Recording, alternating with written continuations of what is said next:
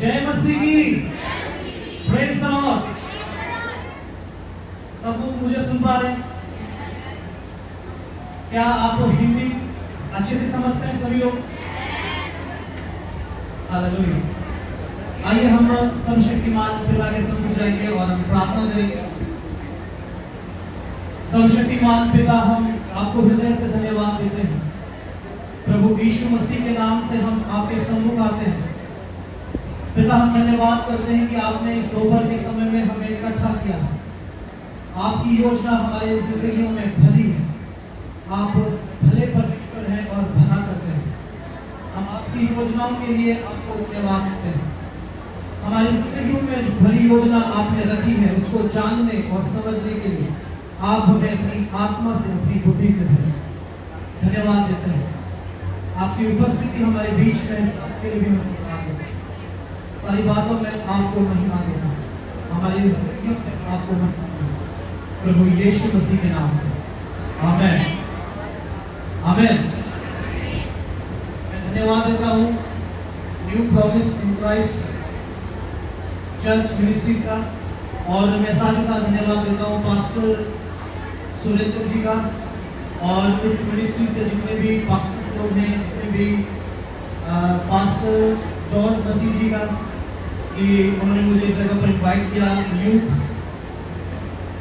Motivation के लिए, कि मैं आप लोगों के बीच में पिता के वचन से आप लोगों को कुछ प्रेरणा दे सकूं।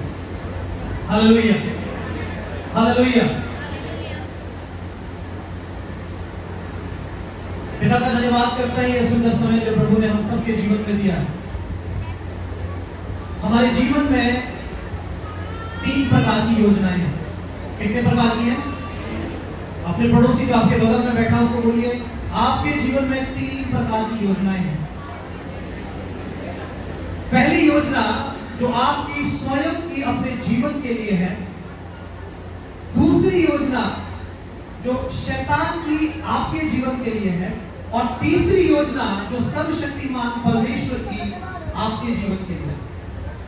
ये इस बात पर निर्भर करता है कि आप किसकी योजना को अपने जीवन में पूरा देखना चाहते हो और करना चाहते हो। हालेलुया। मेरे साथ आप एक वचन निकालेंगे, उत्पत्ति की पुस्तक, उसका पहला अध्याय, उसका एक वचन। अगर कोई पंजाबी का पढ़ सकता है।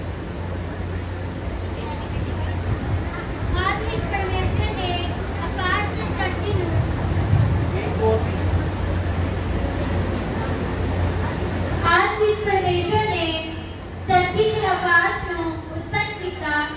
ਧਰਤੀ ਤੇ ਡੋਬ ਤੇ ਸੁੰਨੀ ਸੀ ਅਤੇ ਡੁੰਗਿਆਈ ਉੱਤੇ ਹਨੇਰਾ ਸੀ ਅਤੇ ਪਰਮੇਸ਼ਵਰ ਦਾ ਆਤਮਾ ਪਾਣੀਆਂ ਦੇ ਉੱਤੇ ਸਿਉਂਦਾ ਸੀ। ਪਰਮੇਸ਼ਵਰ ਨੇ ਆਗਿਆ ਕਿ ਚਾਨਣ ਹੋਵੇ ਤਾਂ ਚਾਨਣ ਹੋ ਗਿਆ। ਆਮੀਨ। हालेलुया। पिता का वचन कहता है, पृथ्वी बेडोल थी और सुनसान पड़ी थी, और गहरे जल के ऊपर अंधियारा था, और परमेश्वर का आत्मा जल के ऊपर मंडलाता था। कहाँ मंडलाता था? पानी के ऊपर पिता का आत्मा, परमेश्वर का आत्मा मंडलाता था। और उस आत्मा ने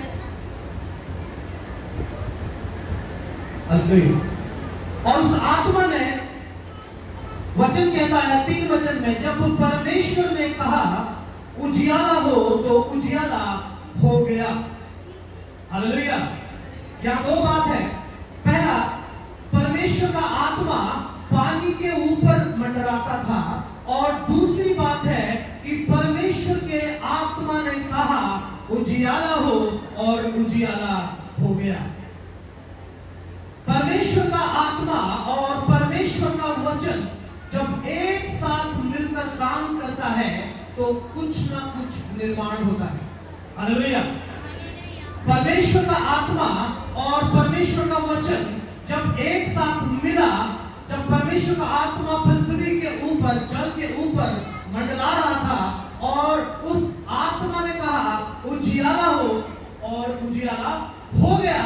इसका मतलब है परमेश्वर का आत्मा और परमेश्वर का वचन जब एक साथ मिलता है तो वो हमारे जिंदगी हमारे बेडोलपन जीवन में कुछ ना कुछ निर्माण करने की ताकत रखता है। बोलेंगे हालेलुया। परमेश्वर का आत्मा और परमेश्वर का वचन यदि आप इसको अलग अलग कर दोगे, आप कभी भी किसी भी चीज में निर्माण को, किसी भी चीज में बेडोलपन में कुछ बढ़ोतरी को देख नहीं पाएंगे। Hallelujah, hallelujah. इसलिए परमेश्वर का आत्मा जो मुझ में और आप में रहता है, वही आत्मा जब वचन के साथ में मिलता है, वचन में लिखा है आदि में परमेश्वर ने स्वर्ग और पृथ्वी की, यानी कि आसमान और पृथ्वी की सृष्टि की, और पृथ्वी बेडोल और सुनसान थी। आज उसी का आत्मा आपके हृदय में रहता है, और उसका वचन जब आपके जीवन में जाता है तो आपके अंदर से पवित्र आत्मा और उसका वचन आपके बेडोल जीवन को एक निर्माण करने की ताकत पैदा करता है। हालेलुया। जिन बातों में मैं और आप बेडोल हैं, अगर पवित्र आत्मा आदि में मंडलाता था, वो आज भी हर एक के ऊपर सिर्फ और सिर्फ इसी बात के लिए मंडलाता है कि उसका आत्मा और वचन जब मिल जाए तो आपकी परिस्थितियों को, आपके बेडोलपन को एक आकार में ला सके, एक शेप में ला सके। आमीन। टॉपिक है आइडेंटिटी इन जीसस क्राइस्ट। बस यीशु में आपकी और मेरी पहचान क्या है? एक वचन निकालेंगे, यूहन्ना उसका 1:18। यूहन्ना 1 वचन, उसका 1 अध्याय, उसका 18 वचन। प्लीज यदि कोई माइक से पढ़ सकता है।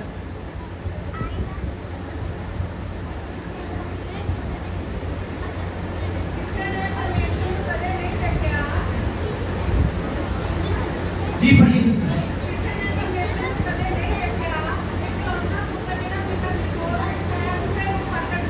आमीन। वचन कहता है परमेश्वर को किसी ने कभी नहीं देखा, इकलौता पुत्र जो पिता की गोद में है, उसी ने उसे प्रकट किया है। जी एक बार अगर आप पढ़ सकते।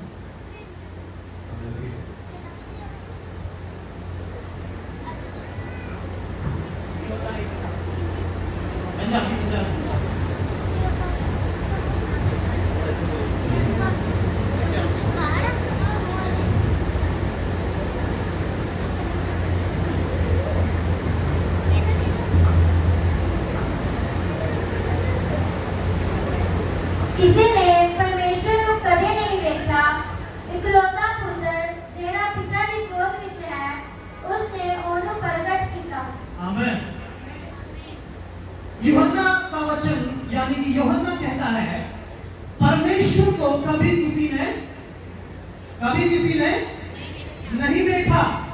यूहन्ना से पहले 43 बुक्स बाइबल में, यूहन्ना की पुस्तक से पहले 43 किताबें हैं, और यूहन्ना कहता कि कभी किसी ने परमेश्वर को नहीं देखा। फिर मूसा ने सीने के पहाड़ पर किसको देखा? किसको देखा? लेकिन यूहन्ना कहता परमेश्वर को कभी किसी ने नहीं देखा, केवल और केवल इकलौता पुत्र यानी कि प्रभु यीशु मसीह है जो पिता की गोद में है, उसी ने उसे प्रकट किया। और यूहन्ना 1:12 कहता जितनों ने उसे ग्रहण किया, उसने उन्हें अपनी संतान होने का अधिकार दिया है। हालेलुया। तो मसीह में आपकी पहचान यह है कि जिसे सर्वशक्तिमान एलोहिम परमेश्वर बोलते हैं, जिसे सेनाओं का यहोवा बोलते हैं, जिसे यहोवा राफा बोलते हैं, जिसे यहोवा निस्सी बोलते हैं, यीशु ने कहा वो मेरा पिता है। हालेलुया। यीशु ने क्या बोला? वो मेरा पिता है। मसीह में आपकी पहचान है कि मसीह के द्वारा आपने पिता के राज्य में प्रवेश किया और आप उसके लेपालक बेटा और बेटी हैं। हालेलुया। आप उसके बेटा और अपने पड़ोसी को बोलिए, आप उसके बेटा हैं, आप उसकी बेटी हैं। ये मसीह में आपकी पहचान है। अपनी पहचान को कभी मत भूलना। ये आपकी पहचान है कि आप सर्वशक्तिमान परमेश्वर के बेटे और बेटियां हैं। हालेलुया। यहां आने से पहले मैं प्रार्थना कर रहा था, जब मैं हिमाचल में था, कि जब मैं पंजाब जाऊंगा यूथ सेमिनार में, तो मैं वहां पर उन लोगों को क्या बोलूं, मैं उन्हें क्या दूं। तो पवित्र आत्मा ने, मेरी आत्मा ने मुझे दो प्रकार के यूथ दिखाए जो इस कलीसिया में, इस चर्च, इस हॉल के अंदर में बैठे हुए हैं। इधर दो प्रकार के यूथ हैं। पहला यूथ जो स्ट्रगल में है, मेहनत में है। ऐसे यूथ जो दुख, कठिन परिश्रम, पाप, एडिक्शन, फोनोग्राफी, मनी प्रॉब्लम, पैसे की तंगी, एक नशा छोड़ा दूसरा नशा, दूसरा नशा छोड़ा तीसरा नशा, फोनोग्राफी, मुंह से गालियां निकालना, ये पहला यूथ है। दूसरा ऐसा यूथ जो दंड और दोष की भावना में जीवन जी रहा है, जिसको बोलते हैं इंग्लिश में गिल्ट एंड कंडम्नेशन। और ऐसे व्यक्ति, ऐसा यूथ सोचता है कि परमेश्वर मुझसे नाराज है, परमेश्वर मेरी प्रार्थना को ग्रहण नहीं करेगा, परमेश्वर मुझे ग्रहण नहीं करेगा, परमेश्वर मुझसे नाराज है, वो मेरी भक्ति से प्रसन्न नहीं है, वो मेरी छुटकारे के लिए किसी को उसने चुना है और उसी के द्वारा मेरा छुटकारा होगा। दो प्रकार के यूथ को पवित्र आत्मा ने मुझे बताया कि वो जो दो प्रकार के यूथ हैं वो आपको उधर मिलेंगे। ऐसे वो यूथ जो पाप में भी है और प्रार्थना भी करते हैं, वो पाप में रहकर भी बाहर आना चाहते हैं, लेकिन वो निरंतर प्रार्थना कर रहे हैं, लेकिन उनकी प्रार्थनाएं काम नहीं कर रही हैं, असर नहीं दिखा रही हैं। आप वचन तो सुनते हैं, लेकिन आपका मन आपको दोषी ठहराता है कि आप एक पापी व्यक्ति हैं, आप एक पापी बंदे हैं और आप परमेश्वर से दूर हैं। बहुत से ऐसे यूथ जो आत्महत्या की कगार तक जा चुके हैं, क्रोध में आकर अपने शरीर को लहूलुहान करते हैं और तिरस्कार की वजह से, नकारे जाने की वजह से अपने परिवार से नफरत करते हैं और चर्च भी आते हैं और प्रभु यीशु मसीह के बंदे भी कहलाते हैं, लेकिन उनको दंड और दोष की आत्मा परेशान कर रही है। हालेलुया। लेकिन मैं आपको कहना चाहता हूं एक गुड न्यूज। मैं अगर आपके पास यहां पर खड़ा हूं तो मैं आपको एक शुभ संदेश देने के लिए खड़ा हूं। चिंता मत कीजिए, ना तो बल से होगा ना शक्ति से होगा, लेकिन उसकी आत्मा के द्वारा आपके जीवन में जितना भी बेलोपन है वो अपने वचन से और अपनी आत्मा से बाहर निकालेगा। हालेलुया। अगर आप रेडी हैं, आप तैयार हैं पिता की योजना को अपने जीवन में पूरा करने के लिए, तो आप वो यूथ हैं। मैं किसी से तो बात कर रहा हूं। क्यों परमेश्वर को जवानी, क्यों परमेश्वर को जवान चाहिए? परमेश्वर को जवानी का प्रेम चाहिए। हालेलुया। परमेश्वर को क्या चाहिए? जवानी का प्रेम चाहिए। लेकिन शैतान की एक योजना है, वो आपको जवानी में, आपको टीनेज में व्यभिचार में डालकर, नशे में डालकर और अनाज्ञाकारिता में डालकर, बलवे में डालकर, अपने पास्टर के विरोध में डालकर, अपने परिवार के विरोध में डालकर, वचन के खिलाफ आपको वो इस्तेमाल करना चाहता है। क्या आपको गुस्सा नहीं आता? क्या आपको अंदर से ताकत नहीं मिलती कि आप उस पर गुस्सा करें, आप उस पर जो आपकी लाइफ को छोटे से लेकर स्पॉइल कर रहा है, खराब कर रहा है, क्या आपको उस आत्मा पर क्रोध नहीं आता? हालेलुया। अगर परमेश्वर का आत्मा आपके अंदर में रहता है तो वो मसीह के जैसा बनाना चाहता है। वो इसलिए मंडलाता है कि आपको वो यीशु के जैसा, सेम जैसा यीशु है वैसे ही वो आपको और मुझको बनाना चाहता है, इसीलिए वो मंडला रहा है। हालेलुया। इसीलिए वो क्या कर रहा है? ऐसे यूथ जो दुख में है, कठिन परिश्रम में है, परिवार के द्वारा नकारे गए, छोटी उम्र में शादी कर ली है,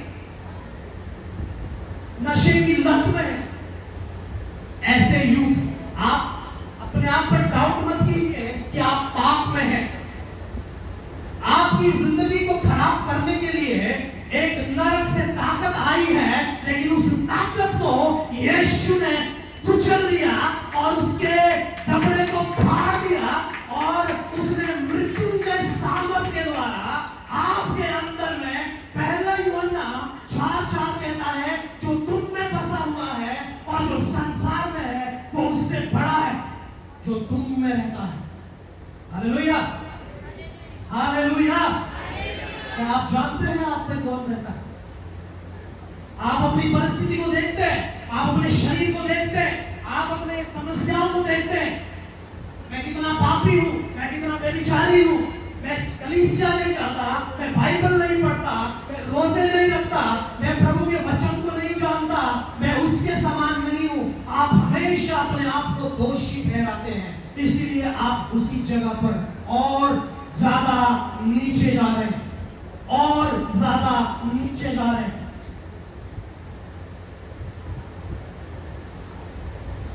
क्या मेरी बात से सहमत है? लेकिन उसका आत्मा प्रेरितों की पुस्तक में कहता है कि जवान दर्शन देखेंगे, आप विजन देखेंगे, वो विजन जो आने वाले समय में उसके बेटे और बेटियों के ऊपर वो प्रकट करेगा। लेकिन आपका जो जीवन है, जिस परिस्थिति में आप अभी हैं, इसको मत देखिए, ये आपकी रियल पिक्चर नहीं है मेरे भाई, ये आपकी रियल पिक्चर नहीं है मेरी बहन, ये आपका असली तस्वीर आपकी नहीं है। आपकी असली तस्वीर है यीशु। जब आप यीशु को देखोगे, जिस समय यीशु को रूपांतरण के पहाड़ पर चेलों ने देखा और वो कहते हैं ऐसे कपड़े जो धरती के ऊपर कोई धो भी धो नहीं सकता, ऐसी ग्लोरीफाइड महिमा वो आपके भीतर में से बाहर को प्रकट होना चाहती है। लेकिन सत्य यह है कि आपका जो जीवन है, जो आप जवान है, आपका जीवन पाप में है, दोष में है और बहुत सारी गलत बातों में है। चिंता मत करें, मैं आप पर दोष लगाने नहीं, मैं आपको एक गुड न्यूज देने आया हूं। हालेलुया। मैं आपको एक गुड न्यूज देने आया हूं, मैं आपको एक शुभ संदेश देने आया हूं। अगर आप जवान हैं तो ये सिर्फ और सिर्फ उन जवानों के लिए जिनके अंदर में भूख है और जो पिता के राज्य के लिए उठ खड़ा होना चाहते हैं, जो नफरत करते हैं पाप की जिंदगी से, जो नफरत करते हैं इस दोष वाली आत्मा से, जो आपको दिन प्रतिदिन आपके घरों में परेशान करती है, आपके प्रार्थना के समय में आपको परेशान करती है। जब आप अकेले में रहते हैं, आपको 24 घंटे ये दोष लगाने वाली आत्मा आपको खराब करती रहती है। हालेलुया।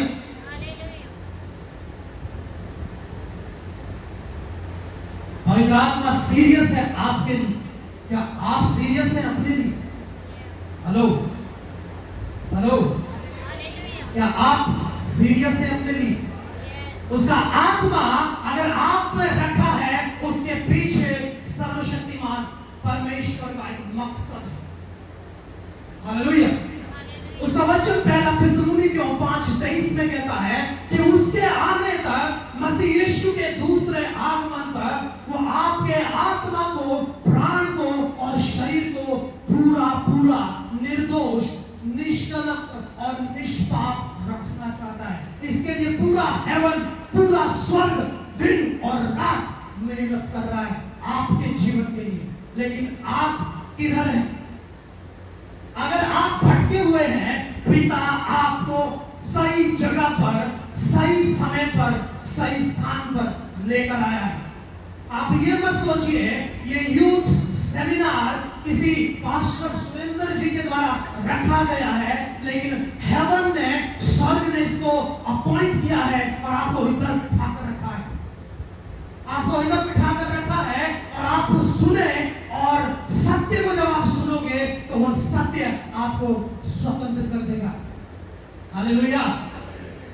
आपको छुटकारे के लिए किसी की जरूरत पड़ेगी, लेकिन स्वतंत्रता के लिए आपको सत्य की जरूरत पड़ेगी। और वो सत्य कौन है? और वो सत्य कौन है? हमारा प्रभु, जिसका वचन है वो सत्य है। और जैसे आप सत्य को जानते हो तो सत्य आपको स्वतंत्र करता है। अगर आप छुटकारा प्राप्त किए हुए मसीह हैं तो आप एक बात से तो छुटकारा पाओगे, लेकिन दूसरा बंधन आपके लिए तैयार है। आपने नशे से तो छुटकारा पा लिया, लेकिन कर्जे का छुटकारा अभी भी नहीं। कितनी बातों में आपको छुटकारा चाहिए, स्वतंत्रता क्यों नहीं मांगते? इसलिए जब सत्य को आप जानोगे, सत्य आपको स्वतंत्र कर देगा। हालेलुया। सत्य आपको क्या कर देगा? स्वतंत्र कर देगा। हर एक वो जवान जिसके जीवन में दोष का आत्मा, दंड का आत्मा, परमेश्वर तो मुझे मार देगा, वो मुझे जला देगा, मैं उसके सम्मुख नहीं जा सकता और वो मेरे पापों को क्षमा नहीं करेगा, अगर वो ऐसा है तो यीशु के द्वारा उसने क्या किया? क्यों परमेश्वर को जवान चाहिए? क्यों? क्योंकि परमेश्वर जवानी के प्रेम को पसंद करता है। जवानी में क्यों आपको शैतान व्यभिचार में डालता है? सिस्टर ने गूगल मीट के द्वारा बहुत अच्छी बात कही। गर्लफ्रेंड और बॉयफ्रेंड बनाना, नशा करना, संसार को फॉलो करना, सोशल मीडिया को फॉलो करना, ये सब एक जाल है, ये सब एक ट्रैप है। आपको फंसाने के लिए बहिरी का एक जाल है। वो आपकी जवानी में आपकी जवानी को खराब करना चाहता है, वो आपको स्पॉइल करना चाहता है, ताकि आप इन बातों में फंसो और अपनी जवानी को कभी परमेश्वर को दे ना पाओ। एक वचन पढ़ेंगे, एक वचन पढ़ेंगे। पहला शमूएल 16 अध्याय उसका 11 और 12। पहला शमूएल उसका 16 अध्याय 11 और 12।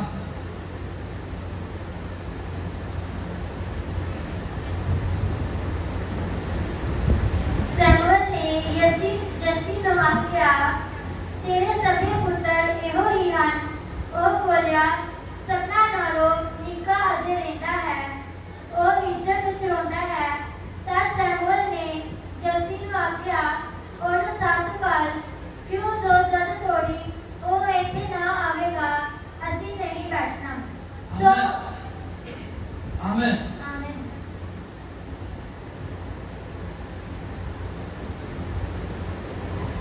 पिता का वचन कहता, तब शमूएल ने यीशु से कहा, क्या सब लड़के आ गए? वह बोला, नहीं, छोटा तो रह गया और वह भेड़ बकरियों को चरा रहा है। शमूएल ने यीशु से कहा, उसे बुलवा भेज, क्योंकि जब तक वह यहाँ ना आए तब तक हम खाने को ना बैठेंगे। तब वह उसे बुलाकर भीतर ले आया। उसके तो लाली झलकती थी और उसकी आंखें सुंदर और उसका रूप सुडौल था। तब यहोवा ने कहा, उठकर इसका अभिषेक कर, यही है, यही है। Hallelujah, hallelujah. दाऊद 8वां पुत्र, लेकिन 7 भाई घर पर रह रहे। दाऊद एक रिजेक्टेड पर्सन, एक तिरस्कृत व्यक्ति, अपने घर से निकाला हुआ व्यक्ति, सिर्फ और सिर्फ जंगलों में भेड़ और बकरी चुराने वाला व्यक्ति। इधर बाइबल उसकी आइडेंटिटी कहती है, उसके मुंह से लाली झलकती थी। पंजाबी में क्या बोला है? लाली झलकती थी।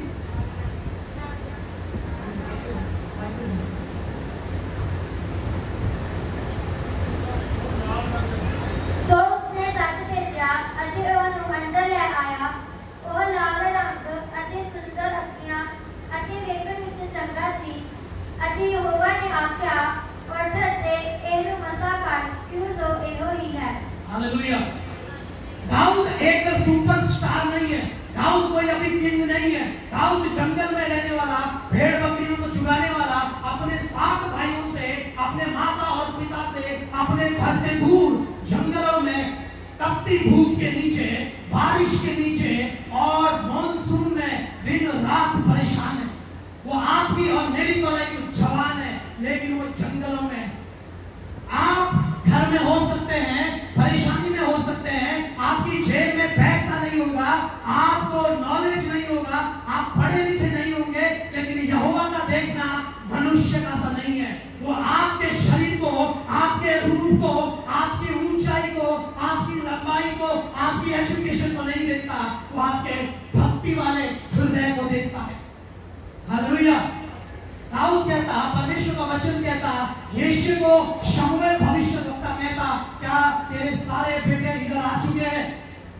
दाऊद जंगलों में है, यहां की स्तुति करो। हे मगरमच्छों, तुम यहोवा की स्तुति करो। हे प्रचंड बयार, तुम यहोवा की स्तुति करो। हे हिम, हे कोहरे, हे आंधी, हे तूफान, हे पेड़ों, हे नदियों, हे झरनों, हे झीलों, तुम सब के सब यहोवा की स्तुति करो। क्या दाऊद जंगल में पाप नहीं कर सकता? क्या दाऊद जंगल में व्यभिचार नहीं कर सकता?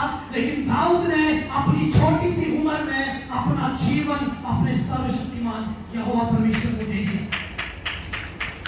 आप बोलते हैं मैं पढ़ा लिखा नहीं हूं, आप बोलते हैं मैं अच्छे स्कूल में पढ़ाई नहीं की, आप बोलते हैं मैं नशे में फंस गया, आप बोलते हैं मेरे पास पास्टर नहीं है, आप बोलते हैं मुझे प्रार्थना करना नहीं आता, लेकिन मैं बोलता हूं उसका नबी जैसे एक सींग में तेल को लिए था कि जब दाऊद आएगा मैं उसको अभिषेक कर दूंगा, ऐसे ही उसका आत्मा आपके ऊपर मंडला रहा है। मत देखिए अपनी कमियों को, मत देखिए अपनी बुराइयों को, उसका आत्मा आपको बदल रहा है। उस आत्मा को 1 सेकंड में उठाकर खड़ा कर देगा। आपके चेहरे से लाली झलकती है, आप एडिक्शन में है, फोटोग्राफी में है, रिजेक्शन में है, तिरस्कार में है, लेकिन परमेश्वर का आत्मा आपको बेटा बनाने की तैयारी में लगा हुआ है। हालेलुया। आप तैयार हैं? ये जवान, क्या आप तैयार हैं? क्या आप रेडी हैं? दाऊद ने कभी ये नहीं बोला मैं जंगल में मर रहा हूं, मेरे 7 भाई घर में पनीर खा रहे हैं, पिज्जा खा रहे हैं, बर्गर खा रहे हैं, कोल्ड ड्रिंक पी रहे हैं, एसी में बैठे हैं, मैं इधर जंगल में मर रहा हूं। याद रखिए, जब आप परिस्थितियों में हो, परेशानियों में हो, परमेश्वर आपके नजदीक है। उसका आत्मा आपसे सबसे ज्यादा बातें करने के लिए बेचैन है।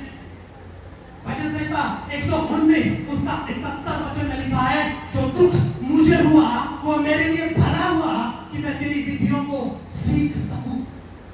पंजाबी में कोई पढ़े भजन संहिता 119 उसका 71 वचन।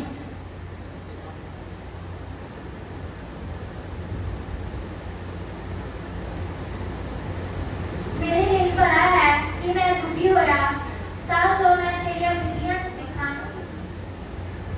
तेरे मुंह की व्यवस्था मेरे लिए सोने ते चांदी दे हजारा सिक्का तो चंगी है। हेलो जवान, दुखी जवानों, स्माइल लाइक योर फेस पर।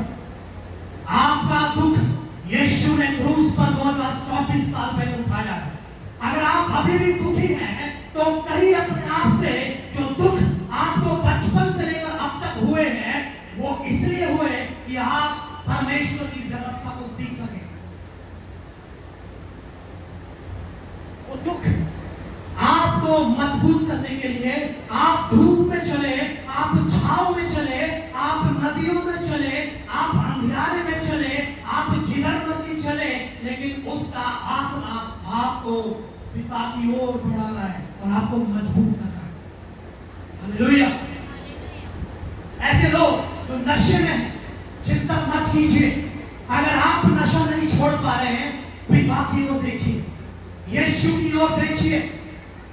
मैं आपके लिए प्रार्थना करूंगा और आप नशा छोड़ देंगे, ऐसा नहीं होता।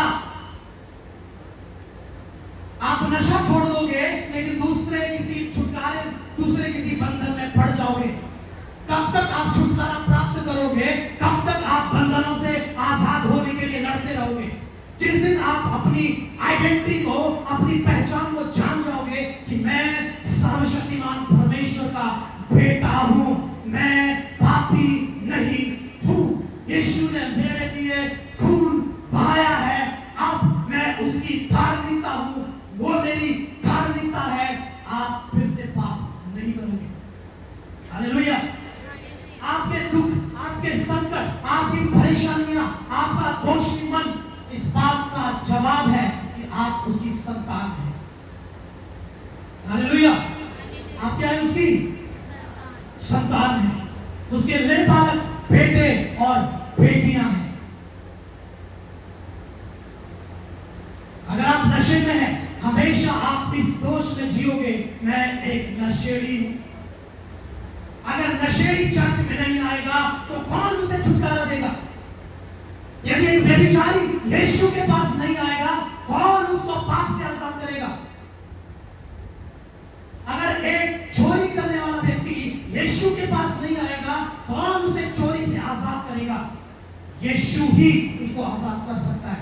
लेकिन यदि वो जीवन भर यह सोचकर बैठा रहे कि मैं तो चोर हूं, मैं तो गुनहगार हूं, मैं तो अपराधी हूं, मैं तो तिरस्कृत हूं, मुझे नकारा गया है, मुझे छुड़ाया नहीं गया, मैं तो बेचैन हूं, मैं तो परेशान हूं, कौन उसे आजाद करेगा?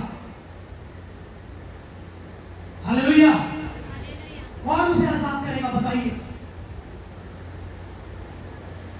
ऐसे यूथ जो फास्टिंग रखते हैं, लेकिन फास्टिंग रखने के बाद वो ही पाप में दोबारा गिर जाते हैं, आपका कौन सा इलाज है? आप घंटों प्रार्थना करते हैं लेकिन मेल मिलाप नहीं करते, उसका कौन सा इलाज है?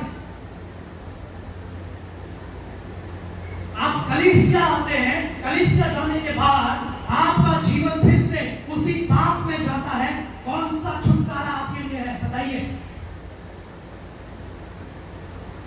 आपके और मन में जो दोष की भावना है, आपको अपने प्रभु को, अपने यीशु को पहचानना बहुत जरूरी है। ये जवानों, आपको परमेश्वर का आत्मा दर्शन देना चाहता है। प्रेरितों की पुस्तक में लिखा, अंत के समय में जब मैं अपना आत्मा उड़ेलूंगा तो तुम्हारे जवान क्या करेंगे? दर्शन देखेंगे, विजन देखेंगे। लेकिन आज का जवान क्या देख रहा है? आज का जवान इंजेक्शन लगा के सड़कों पर मर रहा है। आज का जवान, शैतान ने उसकी लाइफ में एक एडिक्शन को दीजा है और वो एडिक्शन उसकी जवानी में मार रहा है। क्यों यीशु जवानी में मरा? ताकि आपकी जवानी नाश ना हो। क्यों यीशु 33.5 साल की उम्र में क्रूस पर लटक गया? ताकि आपकी जवानी को वो क्रूस से खरीद ले कि आपकी जवानी तबाह न हो। आपकी जवानी को यीशु इसलिए खरीद लेता है कि आपकी जवानी पर शैतान वार न कर सके। यदि आपके आगे कोई खड़ा है तो वो कोई शैतान नहीं, आपके आगे आप खुद खड़े हैं। आप वचन तो सुनते हो लेकिन अपने जीवन में उसे लागू नहीं करते। इधर से मैं जितना मर्जी अच्छा आपको प्रचार करूं, कोई भी प्रभु का जन यहाँ पे आके आपको अच्छा प्रचार करे, लेकिन अगर आपके अंदर में भूख नहीं, आप तृप्त, पहले से ही तृप्त हैं, आपका कोई इलाज नहीं। आप 100 सभाओं को अटेंड कीजिए, आप 1000 क्रूसेड अटेंड कीजिए, आपकी लाइफ में कोई बदलाव नहीं आएगा। क्योंकि संतुष्ट होने पर मधु का छत्ता भी फीका लगता है। सेटिस्फाइड, अगर आप सेटिस्फाइड हो जाते हैं, यदि आप अपनी भूख को तृप्त कर लेते हैं, प्रभु के प्रति आपकी भूख नहीं है, अगर आप तृप्त हैं, आपको शहद भी फीका लगेगा। कभी भी अपने आप को संतुष्ट होने मत दीजिए। हे जवानों, यदि आप यहाँ पर बुजुर्ग भी हैं, आप स्वर्ग के राज्य के लिए जवान हैं। अपने आप को बूढ़ा मत समझिए। उस समय बल था, 80 साल में बल था उसके अंदर। दाऊद 16 साल की उम्र में कहता है, हे गोलियत, सर्वशक्तिमान परमेश्वर आज तुझे मेरे हाथ कर देगा और मैं तेरा सर धड़ से अलग करके चील कौमों को खिलाऊंगा। ये हियाव, ये निडरपन उसको किसने दिया? उसकी भक्ति ने, उसके जवानी के प्रेम ने, जब उसने जवानी में परमेश्वर से प्रेम किया। अगर आप अपनी जवानी को प्रभु को दे देते हो, यीशु को दे देते हो, वो आपको एक खतरनाक वेपन की तरह, एक खतरनाक हथियार की तरह इस्तेमाल करना चाहता है। मैं यहाँ पे बहुत सारे यूथ को देख रहा हूँ जिनके ऊपर आत्महत्या का दुष्ट आत्मा काम कर रहा है। मैंने आपको, क्या नाम है आपका, क्या करते हो आप? कितनी बार मरने की कोशिश की? नहीं की कभी? मरने की कोशिश कभी नहीं की? कभी नहीं की? पक्की बात है? क्या करते हो आप? फील्ड का काम करते हो? नशा करते हो?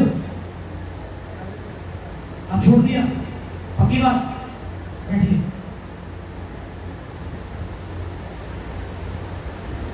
अगर पिता आप इस जवानी में अपने आप को बचाना नहीं चाहते, आपको कोई बचाने नहीं आएगा। इस जवानी में अगर आप अपने आप को परमेश्वर के हाथों में नहीं देते, तो आपको बचाने के लिए कोई मसीहा नहीं है। सिर्फ और सिर्फ एक ही मसीहा है, यीशु मसीहा, जो आपके लिए क्रूस पर कुर्बान हो गया, जिसने आपके लिए स्वतंत्रता को खरीद लिया। आपकी जवानी के लिए उसने अपनी जवानी को कुर्बान कर दिया। आपके कंगालपन के लिए उसने अपने आप को कंगाल कर दिया। हालेलुया। दाऊद जब जंगलों में है, परमेश्वर का आत्मा उसके साथ है। 66 लड़ाई लड़ने के बाद भी दाऊद जानता है ये लड़ाई मेरी नहीं है, मुझे जिताने वाला मेरा सर्वशक्तिमान परमेश्वर है। आपके जीवन में जितने भी बैटल हैं, जितनी भी युद्ध हैं, जितनी भी लड़ाई है, आप एक तालिबान को सफेद और सफेद को काला नहीं कर सकते। ये आपकी ताकत से नहीं होगा, ये आपकी कुव्वत से नहीं होगा। जब आप उसकी आत्मा को बोलोगे, यस मैं चेंज होना चाहता हूं, मैं बदलना चाहता हूं, मुझ में से बाहर आ और मेरे जीवन को बदल। यस मैं चाहता हूं कि मेरे ऊपर कार्य कर, तो परमेश्वर का रूप आपको बदलेगा। जब आप चाहोगे कि वो आपको बदले। दाऊद, उसका अभिषेक किया गया बहुत छोटी उम्र में, क्योंकि वो परिस्थितियों में, जंगलों में परमेश्वर की आराधना करता है। शाऊल, जिसकी गद्दियां खो गई, उसके गधे खो गए, शाऊल जाता है अपने गधे ढूंढने, सोचता है इधर होगा, सोचता है उधर होगा। 3 दिन हो गए, ढूंढ रहा है, ढूंढ रहा है, ढूंढ रहा है, लेकिन उसको कौन ढूंढ रहा है? शाऊल को कौन ढूंढ रहा है? शाऊल को परमेश्वर का नबी ढूंढ रहा है। किधर है शाऊल? किधर है बिन्यामीन गोत्र का शाऊल? कि जब मुझे शाऊल मिले तो मैं उसके ऊपर उस तेल के अभिषेक को डालूं और शाऊल नबूवत करने लग जाए। पुराने नियम में जो अभिषेक था, अब वो अभिषेक आपके ऊपर नहीं, अब अभिषेक आपके अंदर में रहता है। सबसे बड़ा अभिषेक है यीशु मसीह, और वो सबसे बड़ा अभिषेक आप में रहता है। सबसे बड़ा अनॉइंटेड जो अभिषेक का देने वाला है, वो आप में रहता है। उसके अभिषेक से अपने आप को भर दीजिए। अगर आप इसी समय राइट नाउ ये विवेकता में आते हैं कि मेरे ऊपर, मेरे अंदर में परमेश्वर का आत्मा रहता है, वो आपको अपने कामों के लिए इसी वक्त अभिषेक करेगा और कर सकता है। हालेलुया। रोमियो 4 उसका 3, रोमियो की पुस्तक 4 अध्याय 3 वचन।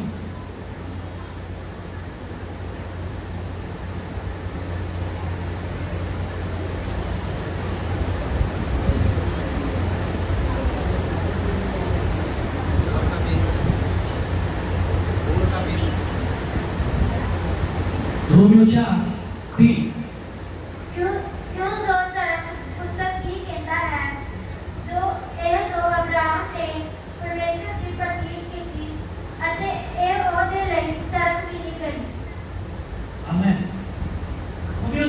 उसका 3 वचन कहता है, पवित्र शास्त्र क्या कहता है? यह कि अब्राहम ने परमेश्वर पर विश्वास किया और यह उसके लिए धार्मिकता गिना गया। क्या गिना गया? धार्मिकता गिना गया। आप और मैं अगर परमेश्वर पर विश्वास करते हैं, उसके पुत्र प्रभु यीशु मसीह पर विश्वास करते हैं, तो मेरी और आपकी जो धार्मिकता है वो है यीशु मसीह। धार्मिकता मतलब राइचियसनेस का मतलब राइट स्टैंडिंग विद गॉड। एक भाई इधर खड़े होकर देख सकते हैं ना भाई, आप आ जाओ। मैं आपको धार्मिकता समझाना चाहता हूं। उदाहरण के तौर पर यह भाई परमेश्वर है। कौन है? यह भाई परमेश्वर है और मैं एक विश्वासी हूं और मैंने यीशु मसीह पर विश्वास किया और अब मैं अपने आप को प्रभु यीशु मसीह के लहू के द्वारा पापों से शुद्ध, पागलपन से आजाद, नशों से आजाद, दुष्ट आत्माओं से आजाद, हर एक मेंटल डिप्रेशन से आजाद समझता हूं और मेरे जीवन में एक बड़ा छुटकारा है। अब मेरा दायित्व बनता है कि जब मैंने परमेश्वर पर विश्वास किया तो अब मैं परमेश्वर के साथ, उसके साथ खड़ा हो रहा हूं। ये परमेश्वर है और ये मेरी धार्मिकता है। मतलब जब मैंने इस पर विश्वास किया तब मैं धर्मी बन गया। जब मैं इससे दूर था तो मैं पापी था, मैं रोगी था, मैं नशेड़ी था। लेकिन अब जब मैंने इस पर विश्वास कर दिया तो अब मैं इसकी वजह से क्या हूं? इसकी वजह से मैं क्या हूं? मैं धर्मी हूं। मैं पापी किसकी वजह से? परमेश्वर की वजह से, क्योंकि मेरी जो धार्मिकता है वो अपनी नहीं है, परमेश्वर की धार्मिकता है। हालेलुया। राइचियसनेस, जिसको धार्मिकता इंग्लिश में बोलते हैं righteousness, right standing with God, right walk with God. परमेश्वर के साथ सही रीति से खड़े रहना, बिना किसी दोष के, बिना किसी दंड की भावना के परमेश्वर के साथ भक्ति करना और परमेश्वर के साथ चलना। क्या आप समझ पा रहे? समझ में आ रहा है जवानों? खड़े रहना। मैं विश्वास करता हूं, चर्च जाता हूं, बाइबल कैरी करता हूं, हालेलुया बोलता हूं, लेकिन मैं परमेश्वर के साथ में नहीं हूं। परमेश्वर के साथ में मैं उस पर विश्वास तो करता हूं, लेकिन उसके साथ संगति नहीं करता, उससे बातें नहीं करता। लेकिन उसका वचन कहता है कि वो मेरी धार्मिकता है। धार्मिकता मीन्स वो मुझे धर्मी बना सकता है, वो मेरे पापों को हटा सकता है, वो मेरे रोगों को चंगा कर सकता है, लेकिन मैं इसके साथ में नहीं हूं, मैं इससे दूर हूं। और मैं इधर सोच रहा हूं मैं पापी हूं प्रभु, मैं चर्च जाता हूं फिर भी मैं पापी हूं, मैं कलीसिया जाता हूं फिर भी मैं दोस्तों के साथ बैठकर सिगरेट पीता हूं, मैं शादी में जाता हूं, फंक्शन में जाता हूं, उधर शराब पीता हूं, मैं सारे गलत काम करता हूं, लेकिन मैं मसीह में हूं। लेकिन जो मेरी धार्मिकता है उससे मैं दूर हूं। इसीलिए इसकी जो धार्मिकता है मेरे जीवन में काम नहीं कर पा रही है। इसकी जो धार्मिकता की झिलम है, बाइबल में पढ़ा है, आत्मिक हथियार, धार्मिकता की जो झिलम है मैं उससे दूर हूं और इसकी धार्मिकता मेरे जीवन में नहीं है और इसकी वजह से दोष का आत्मा, दंड का आत्मा मुझे परेशान कर रहा है। परमेश्वर के पास मत जाना, परमेश्वर के पास मत जाना। परमेश्वर खतरनाक परमेश्वर है। परमेश्वर आग लगा देगा, परमेश्वर दंड देगा, परमेश्वर तुझे खत्म करेगा, परमेश्वर तुझसे प्यार नहीं करता, परमेश्वर तेरे लिए अच्छी बातें नहीं बोलता, परमेश्वर तो पास्टर की प्रार्थना को सुनेगा, तू तो पापी है, तेरी प्रार्थना नहीं सुनेगा। तूने तो छोटी उम्र में व्यभिचार किया, तेरे तो बहुत जगह पर गलत नाजायज रिश्ते हैं। कौन बात कर रहा है? कौन बात कर रहा है? अरे बोलिए, कौन बात कर रहा है? किससे? एक मसीह व्यक्ति से। कब बात कर रहा है? जब वो परमेश्वर की धार्मिकता से अलग है। आप समझ रहे हो? ये दूसरे प्रकार के यूथ जो इधर है पंजाब में, ऐसा नहीं है उधर नहीं, उधर भी है। लेकिन जब मैंने इधर प्रार्थना किया तो पिता के आत्मा ने मुझे बताया ऐसे लोग कलीसिया जाते हैं, सब कुछ करते हैं, लेकिन उस धार्मिकता से दूर है। वचन कहता है, पवित्र शास्त्र कहता है कि अब्राहम ने परमेश्वर पर विश्वास किया। याकूब कहता है विश्वास कर्म के बिना मरा हुआ है। अगर मैं विश्वास करूंगा तो मैं कर्म करूंगा, और मेरा कर्म है कि मैं परमेश्वर की धार्मिकता में चलूंगा, और ये धार्मिकता मुझे चारों तरफ से घेरेगी। ये धार्मिकता मुझे चारों तरफ से कवर करेगी, और पाप का और दोष का आत्मा अब मुझे परेशान नहीं करेगा, क्योंकि मैं पिता के पास उसकी धार्मिकता से चारों तरफ से कवर हूं। अब जब पिता ने मुझे कवर कर दिया है, अब पिता मुझे दर्शन देगा भविष्य में ये होने वाला है। अब पिता मुझे दर्शन देगा तेरे परिवार में क्या होने वाला है। पिता मुझे भविष्यवाणी देगा, पिता मुझे दर्शन देगा, ये तेरे दोस्त सही नहीं है, तू इनसे प्यार तो कर लेकिन थोड़ा दूर रह, क्योंकि वो अनराइचियसनेस में है, वो धार्मिकता में नहीं है, वो पाप में है। क्योंकि परमेश्वर की धार्मिकता मुझे चलाएगी। इसी धार्मिकता ने अब्राहम को 100 साल की उम्र में बिता दिया। इसी धार्मिकता ने इसी विश्वास ने परमेश्वर को, इसी विश्वास ने अब्राहम को धर्मी बनाया। हालेलुया। अब्राहम के विजय जीवन का राज था कि वो परमेश्वर की धार्मिकता में चलता था। ये वो धार्मिकता है राइट स्टैंडिंग विद गॉड, परमेश्वर के साथ सही रीति से खड़े रहना। लेकिन शैतान आपके पैरों के नीचे दलदल बनाना चाहता है ताकि आप हिले, आप डुले, परमेश्वर के हाथ को छोड़ दे।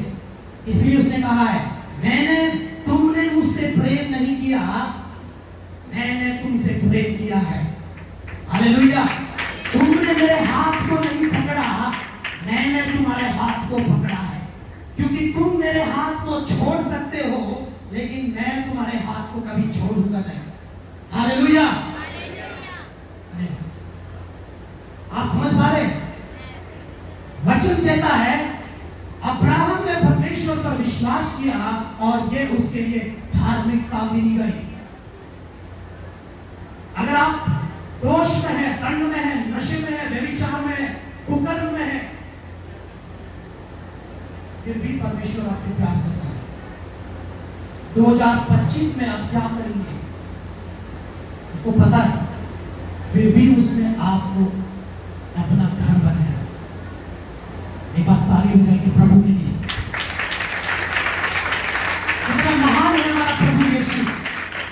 उसको मालूम है कि 2027 में कौन सी गली में आप क्या करोगे। उसको मालूम है 2030 में आप किस जगह पर कौन सी गलती करोगे। लेकिन फिर भी वो इतना विश्वास योग्य है कि वो मुझ में और आप में रहता है।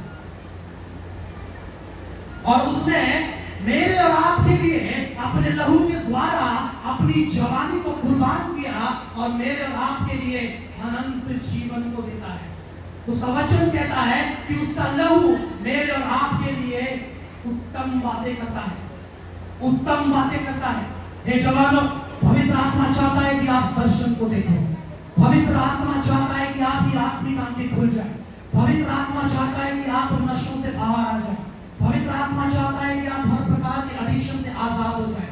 आज इसी वक्त परमेश्वर का आत्मा अपने वचन के द्वारा आपको आजाद करना चाहता है। वो आप में उठ खड़ा होना चाहता है। वो आपके अंदर से एक ऐसे क्रोध को, एक ऐसे गुस्से को आपके अंदर भरना चाहता है जो पवित्र क्रोध है। वो गुस्सा जो यीशु ने मंदिर में दिखाया, वो क्रोध जो आत्मा का है, आप में जब वो उठ खड़ा होगा, करोड़ों दुष्ट आत्मा है जो नशे की है, व्यभिचार की है, आप में से निकल भागेंगी। क्योंकि यीशु आपको आजाद करना चाहता है। क्योंकि यीशु आपकी जवानी को अपने लहू के द्वारा जो उसने खरीदा है, आपको उसकी वैल्यू आज बताना चाहता है। Hallelujah, hallelujah. यशायाह नबी कहता, हमारे धर्म के काम परमेश्वर के सामने मैले कपड़ों के समान है। हम कुछ भी कर ले, हम उस सर्वशक्तिमान परमेश्वर के सामने धर्मी नहीं बन सकते। व्यवस्था को किसी ने पूरा नहीं किया, केवल और केवल यीशु ने ही व्यवस्था को पूरा किया है, और यीशु ही है जिसके द्वारा मैं और आप धर्मियों की गिनती में आते हैं। अब हम पापियों की गिनती में, कितने पापी हैं इधर बैठे हुए? कौन अपने आप को पापी समझता है? आप पापी हो। अगर आप अपने आप को पापी समझते हो तो आपको मैं बताना चाहता हूं, यीशु है जो आपको धर्मी बना सकता है। क्या आप स्वयं को धर्मी बना सकते हो? एक सवाल है मेरा आपसे।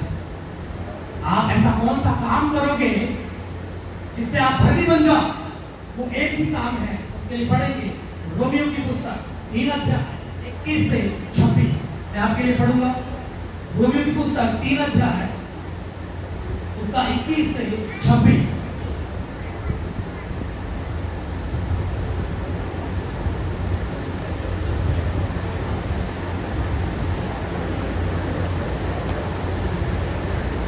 रोमियो की पुस्तक 3 अध्याय 21 से 26।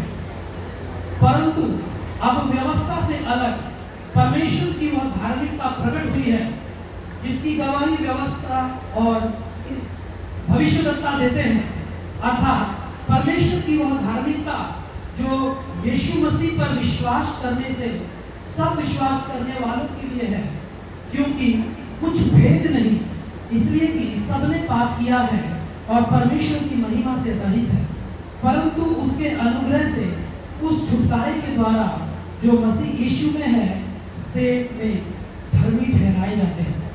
उसे परमेश्वर ने उसके लहू के कारण एक ऐसा प्रायश्चित ठहराया जो विश्वास करने से कार्यकारी होता है कि जो पाप पहले किए गए और जिन पर परमेश्वर ने अपनी सहनशीलता के कारण ध्यान नहीं दिया, उनके विषय में वह अपनी धार्मिकता प्रकट करे, वरन इसी समय उसकी धार्मिकता प्रकट हो कि जिससे वह आप भी धर्मी ठहरे और जो यीशु पर विश्वास करे उसका भी धर्मी ठहराने वाला हो। तो घमंड करना कहाँ रहा? उसकी तो जगह ही नहीं। कौन सी व्यवस्था के कारण से? क्या कर्मों की व्यवस्था से? नहीं, वरन विश्वास की व्यवस्था के कारण। इसलिए हम इस परिणाम पर पहुंचते हैं कि मनुष्य व्यवस्था के कामों से अलग ही विश्वास के द्वारा धर्मी ठहरता है। क्या परमेश्वर केवल यहूदियों ही का है? क्या अन्य जातियों का नहीं? हाँ, अन्य जातियों का भी है, क्योंकि एक ही परमेश्वर है जो खतना वालों का विश्वास से और खतना रहितों को भी विश्वास के द्वारा धर्मी ठहराएगा। तो क्या हम व्यवस्था को विश्वास के द्वारा व्यर्थ ठहराते हैं? कदापि नहीं, वरन व्यवस्था को स्थिर करते हैं। आमीन। बोलेंगे आमीन। अगर आपने उस पर विश्वास किया है तो आपका विश्वास और आपका कर्म आपको धर्मी बनाता है, और आपको धर्मी बनाने वाला एक ही है, वो है प्रभु यीशु मसीह। Hallelujah, hallelujah. यदि आप दर्शन देखना चाहते हो, यदि आप प्रभु के लिए बड़े बड़े काम करना चाहते हो, कोई अभिषेक काम नहीं करेगा जब तक आपके अंदर में दोष की भावना है। आप हमेशा अपने आप को पापी समझोगे और हमेशा अपने पवित्रताई के लिए घंटों घंटों परमेश्वर से बातें करोगे, और आपको लगेगा अभी भी मेरे जीवन में पूरी तरीके से छुटकारा नहीं है। आपको अपने विश्वास में ये जानना होगा, आपको अपने मन में ये जानना होगा कि आप और खतना वाले भी और खतना रहित भी विश्वास के द्वारा ही धर्मी बनते हैं। Hallelujah, hallelujah. तो अगर आप नशों में हैं, अगर आप किसी भी प्रकार के एडिक्शन में हैं, आपको सुधारने के लिए, आपको सजाने के लिए, आपको संवारने के लिए, आपके मिट्टी के बर्तनों को एक आकार देने के लिए, आपके बेडोल जीवन को बनाने के लिए उसका आत्मा और उसका वचन तैयार है। उसका आत्मा किधर है? उसका आत्मा किधर है? हमारे बीच में, आपके भीतर में। उसका वचन किधर है? आपके हाथों में, आपके मुंह में, आपके जीवन में। अगर आत्मा भी इधर है, वचन भी इधर है, तो अब क्या चाहिए? अब क्या चाहिए? निर्माण होना चाहिए कुछ ना कुछ। या वैसे आप जैसे आए वैसे ही इस यूथ सेमिनार के बाद आप अगर वैसे ही वापस चले जाते हैं, तो उसका आत्मा और उसका वचन जो करना चाहता है वो आपके जीवन में नहीं हो पाया। क्या आप तैयार हैं? क्या आप रेडी हैं? क्या आप सुन रहे हैं? क्या आप पास्टर ब्रदर जी ने एक बात कही, कि हमें अपने आप को, ब्रदर जी ने आराधना में याद नहीं आ रहा, उन्होंने बोला कि परमेश्वर आज एक उसके लिए निर्णय ले, हम उसके लिए फैसला लें। क्या आप तैयार हैं फैसले के लिए? रेडी है? अपने स्थान में खड़े हो। उसका आत्मा इधर है, उसका वचन भी इधर है। अगर आप ये महसूस करते कि परमेश्वर का आत्मा मुझ में बसता है, परमेश्वर का वचन मैंने सुना है और वह आपके जीवन में काम करना चाहता है, आप अपनी आंखों को बंद करें। उसका आत्मा इधर है, उसका आत्मा इधर है। आप आंखों को बंद करें, अपने पड़ोसी को मत देखिए। आपका जीवन जैसा भी है, वो आपके पापों को उठाकर उसने अपनी पीठ के पीछे फेंका है। वो आपको नहीं देख रहा है, आपके पापों को नहीं देख रहा है, आपको देख रहा है।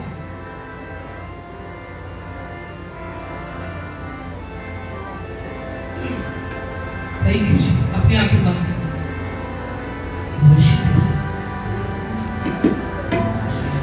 प्रभु तेरे बताए हुए वचनों की सामर्थ्य एक एक हृदय में काम करने नहीं हो रहा। तेरे वचन प्रभु जी एक आग है। तेरा वचन हमें शुद्ध करता है। तेरा वचन एक नई डायरेक्शन देता है। तेरा वचन चिंताओं से मुक्त वो बुला रहा है इस गीत के अंदर। ये गीत नहीं, उसकी आवाज है। प्रभु के दास की जो वाणी आई है प्रभु के दास के द्वारा, वो एक कहानी नहीं, वो एक कथा कहानी नहीं, वो जीवित वचन है।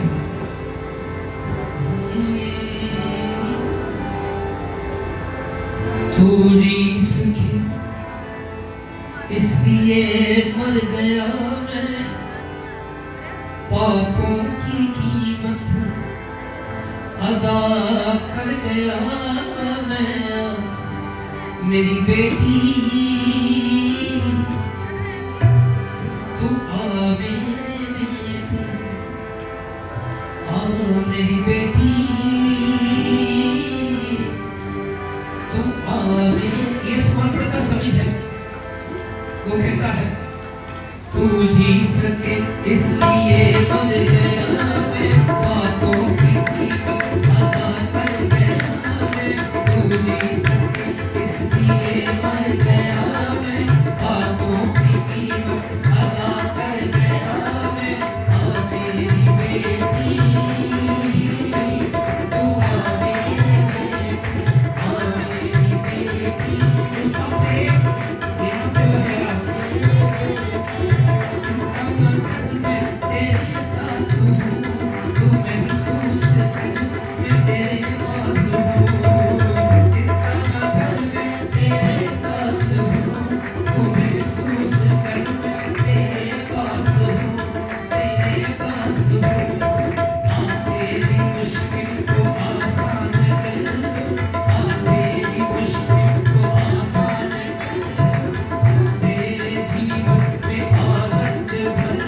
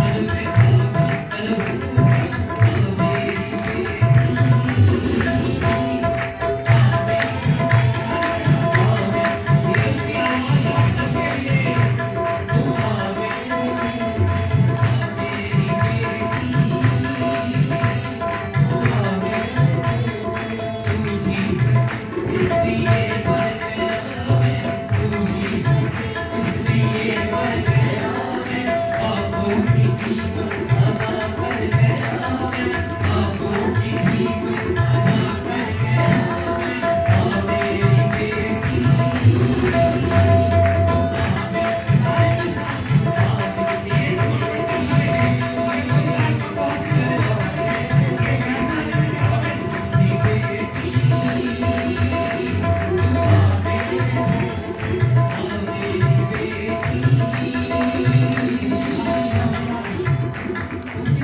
उसी धार्मिकता की झिलम आपके लिए रेडी है। आप अपने आप को पापी ना समझे, उसकी धार्मिकता की झिलम आपको पकड़ने के लिए तैयार है। उसका पवित्र आत्मा आप में से उठ खड़ा होने के लिए रेडी है। अपनी परिस्थितियों पर गुस्सा करें, अपनी परिस्थितियों पर, उन आत्माओं पर जिन्होंने आपकी पर्सनैलिटी को ऐसा बनाया है, वो आत्माएं जो आपको बेडौल कर रही है, आपको शून्य कर रही है, आपके ऊपर भार को डाल रही है, परमेश्वर की आत्मा की ताकत को ले ले। वो कहता है, देख मेरे बेटे, देख मेरी बेटी, मैं तुझे सामर्थ्य देता हूँ, मैं तुझे बल देता हूँ, और मेरे बल के द्वारा तू शहरपना को लांघ लेगा, मेरे बल के द्वारा तू हर एक सिंह को फाड़ देगा, तू मेरे बल के द्वारा विजय हो जाएगा। मेरी धार्मिकता तेरे लिए रेडी है। मेरे वचन के द्वारा मैं तुझे चंगा करूंगा, और मैं तेरे वचन के द्वारा तेरी जवानी को शुद्ध करूंगा। मेरे प्रियो, उसका आत्मा तैयार है, उसका आत्मा तैयार है।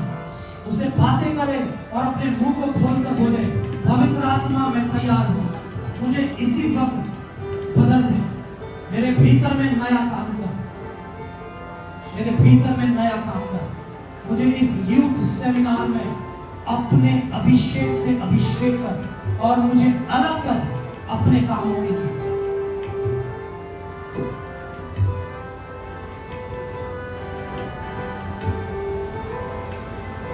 निहावासिया खरी महल बखूरे मसा भूले न बशा दिले अलबरिया भूरा माशा खरी अल्लाह खरावासिया भूले। पिता, हम धन्यवाद धन्यवाद धन्यवाद देते हैं। हम सब के जीवन के लिए आपने अपनी पवित्र धार्मिकता को दिया। हम इसलिए धर्मी हैं क्योंकि आप हमारे धर्मी पिता हैं, और आप हमारे विश्वास योग्य परमेश्वर पिता हैं। धन्यवाद देते हैं अब तक के समय के लिए। आपने अपने बच्चों की प्रार्थनाओं को सुना, इसके लिए धन्यवाद। प्रभु यीशु के नाम में होकर हम मांगते हैं, आमीन। थैंक यू पास्टर जी, प्रभु आपको आशीष दे। God bless you. सब लोग अपनी जगह बैठेंगे। हालेलुया।